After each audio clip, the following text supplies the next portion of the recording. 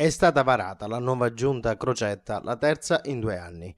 Come preventivato, due le riconferme, Lucia Borsellino e Linda Panchieri. La prima, fedelissima di Crocetta, si occuperà di sanità, la seconda, voluta da Confindustria, avrà la delega alle attività produttive. Ritorna in giunta l'agrigentina Mariella Lobello, in quota megafono, che dovrà occuparsi di formazione.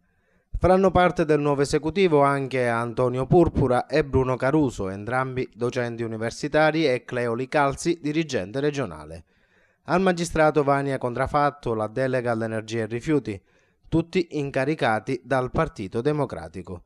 In quota UDC Giovanni Pizzo, capo dipartimento alle infrastrutture, e Marcella Castronovo, vice segretario generale alla presidenza del Consiglio.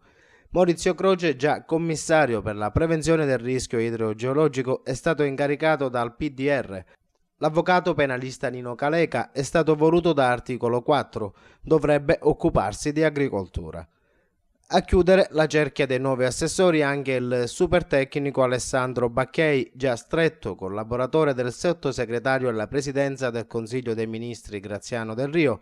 Lui si occuperà di riportare i pareggi in conto.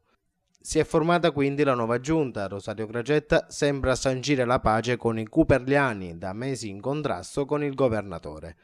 Il primo banco di prova sarà giovedì, quando arriverà in aula la mozione di sfiducia a Crocetta.